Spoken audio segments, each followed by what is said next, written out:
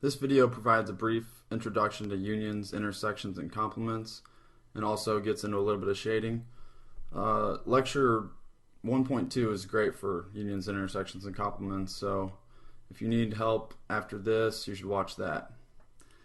And I'm going to start off here. I have union denoted as U, intersection denoted as the upside down U, and then a complement right here. That means everything not in A, and it's the little apostrophe that represents complement, and it can also be called prime. So A prime and A complement mean the same thing.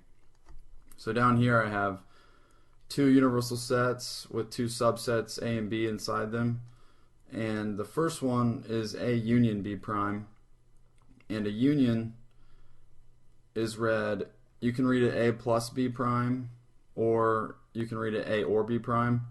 You would think that you could say A and B prime, because that you'd think that makes sense. But later on, it's going to be really important that you associate the word union with the word or and the word intersection with the word and, because you're going to be adding and multiplying and stuff like this, and that's just going to be really important. So just make sure you use the word or for intersection, even though it might not make that much sense. But here I'm going to show you what a union B prime would look like if you were to do shading. So I'm going to get a color. And so if you're reading it A plus B prime, well, then you would shade. That means everything in A plus everything that's not in B. So I could go ahead and shade everything in A. And then, okay, well, what's not in B? Obviously everything that's outside of the circle B.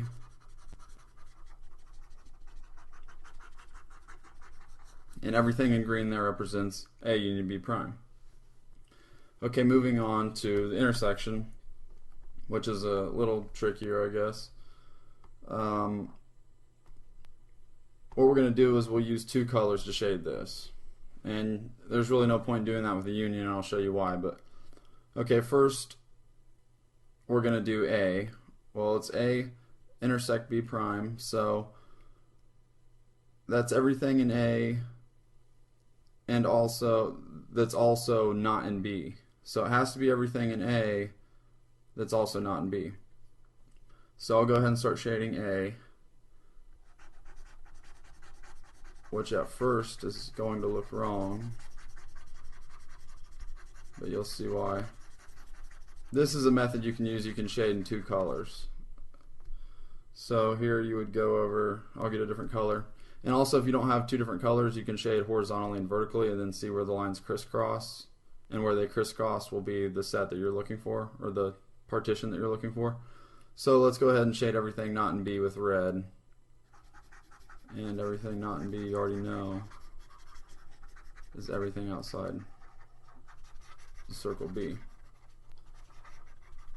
So now you can look and see, well, where do your two colors combine? And it's kind of sloppy, but obviously you're seeing that they're kind of turning black in here only. And that is the intersection of A and B prime. And that makes sense because these colors are intersecting only in that specific partition of the subset. So that was using two different colors.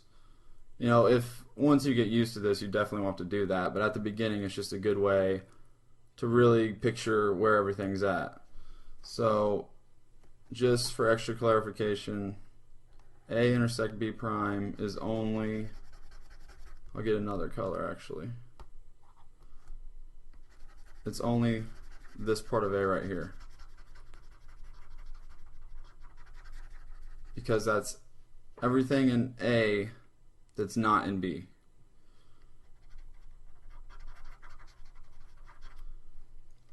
And see, if you look back at the A union B prime, there really would have been no point using two colors because we weren't finding an intersection. We were just including everything that's in A or in B prime. So it didn't matter. We're just adding them together basically.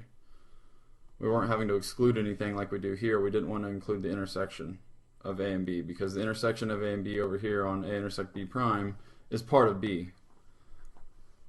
Okay, so I hope that helped.